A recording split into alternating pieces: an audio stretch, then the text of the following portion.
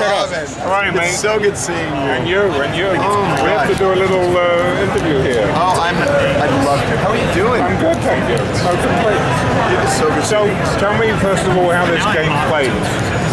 Well, it's we wanted to make it a show. So basically, you sit down and you go through a tour of all the pop culture spots and see all the people that we've made famous over the last 10 years. Oh, really? Well, and you made famous. Well, some of them. Kim Kardashian.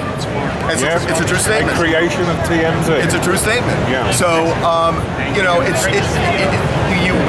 almost like our tour bus in Hollywood, where you kind of traverse Hollywood and Beverly Hills and West Hollywood, and through it all, there are games where, you know, celebrity, where you know, you project yourself and become the celebrity because you can take a selfie of yourself, you make yourself part of the game.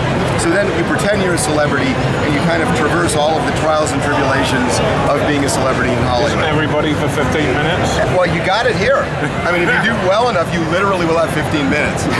So, are you a slot player by habit? Do you have any time away from television to play the slots? I don't have time away to do much, but I love this game. I really do. And honestly, I mean, I got some guys on my staff that did an amazing job, and IGT did an incredible job. It's amazing to me because I remember sitting in the office when we first talked about doing it, and it happened fast. I mean, to me, it happened really fast. I mean, all of a sudden, we're looking at the slot machine, and I remember this first meeting, we were saying exactly what is it going to be. So it's amazing. So what's the most you can win on this? I don't know how much. A gazillion dollars? Yeah, let's ask an IGT person. I don't know the answer to that. We need an IGT person. I'm not counting the outtake and the intake. It's interesting. If you were covering this as a story, how would TMZ cover this today? Mad executive wins a fortune in Vegas. I guess I would start with he's so short he could barely get up on the seat. I would probably start with that. Is that a reaction everybody gives you? All the time. You don't look as tall as you do on all the time. All the time. And that's the nice way of putting it. Is Vegas fertile ground for TMZ? You know, it's funny because Vegas is I mean, you know better than anybody that Vegas is kind of an enclosed place. And it's not like people are walking the streets and doing this and that. And a lot of, you know, what we do in Hollywood is, you know, we're outside restaurants and bars and whatnot. And it's different here. So it's not the same, it's not the same vibe. And that's why, to me, the machine made so much sense because to have a presence here, it's harder to do here than it is in Hollywood. I mean, you know exactly what I'm talking about. It's just we're on the inside. You're on the inside. That's right. We get nothing on the outside. Well, no, that's true. But that's why this is so cool. That it's a way of kind of, because Vegas is so us in a way. It's a way of becoming part of it. You know?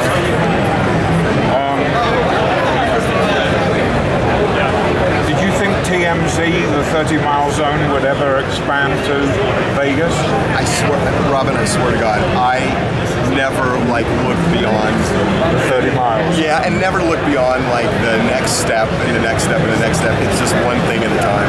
Honestly. Is it tougher being a lawyer or tougher being a journalist? Oh God, this is so much tougher. I mean, I was no, it was so funny because I haven't been to out to lunch in this is honestly true, in 8 years. So what I do is I always order someplace and they'll bring it in and I'll just scarf it down. Lawyers are like that too.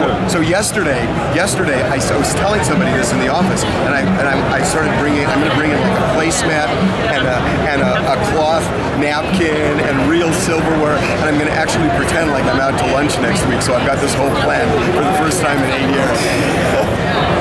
Will we ever run out of celebrity news, or celebrities always have bad habits to report? It's not bad habits, because I mean, a lot of times, look, a lot of the stuff we do is when they do really cool stuff. I mean, we just did something today that like really touched me that we did on TMZ Live, where Lisa Vanderpump is doing something that there's this tradition in China where they're torturing and eating these dogs, which is one of the most horrific things in the world. And we put her on, and it was amazing. I mean, she started this big movement. So we do all sorts of stuff. But in terms of celebrity news, it's been going on for what, 100 years? I mean, that doesn't stop because people, celebrities were in, Napoleon was a celebrity.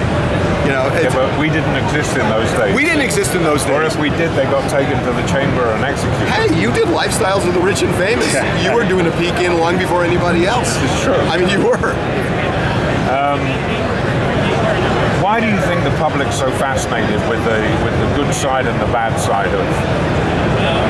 What is it? I think it's like, it's funny because when Babe Ruth in 1927, Babe Ruth was such a huge star that I can't remember. I think it was the Chicago Tribune, but they had a weekly column. Seriously, a weekly column just devoted to his bunions. And they wrote a weekly column just about his bunions. And people were into it. They were so into Babe Ruth that they wanted to know this. So this is not like a new thing. When people have heroes, when people are really interested in people, I mean, remember when Muhammad Ali became a conscientious objector, and everybody was just fascinated by his life. That was when celebrity news became news. Kind of, but even, sometimes it's news and sometimes it's silly, but people are always kind of interested in the dimensions. And I mean, this Babe Ruth story, it's crazy. But it's true because people loved him so much and were so into him that they wanted to just know everything they could. That was the first gossip.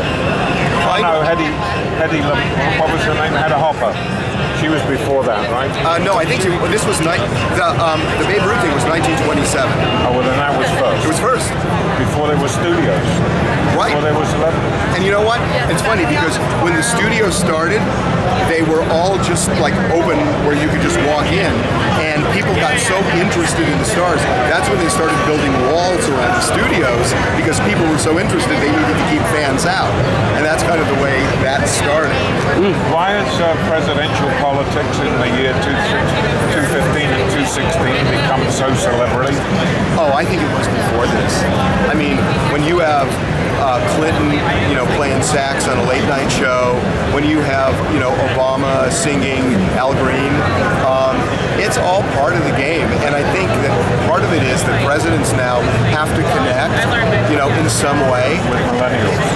With millennials, but also with people who aren't, everybody used to think that politics can only, that you have to elect a politician who only thinks about politics. And nobody is just one thing. I mean, I'm sure you can be serious, you can be funny, you could be, a bunch of things. And I think that people are expecting to see presidential candidates as human beings and not just as somebody who can give a speech. And I think that's why they're interested, and that's why a lot of these candidates are going on Jimmy Fallon and Jimmy Kimmel and, going online and doing all the stuff they're doing. There hasn't been a ratings driver, though, politically before Donald Trump. Not like that. No. That's a phenomenon. It's a total phenomenon. And I don't understand it, and I know him. Do you understand it? I kind of do. Is it because he's Peter Finch from Network? I think people are so sick of politics that it doesn't matter necessarily what his views are, it's that he can express the outrage. And I think that the outrage for people now has become more important than what they stand for. And that may be good and that may be dangerous, but I think people want to send the message. I really do. So Donald Trump is playing. What do you think he'd do? The first thing he'd do is he'd try to own it. I think the first thing he would do is try to own it. These are your cast of characters. That's my cast. They're a reality show in their own right. No, oh my God. They're totally a reality show. And they're great. They're just great. They're really great. It's family. Yeah, it's good. All right, my friend. It is so Thank you. Good seeing you. It really is such a pleasure seeing you. And you. It really is. Thank you.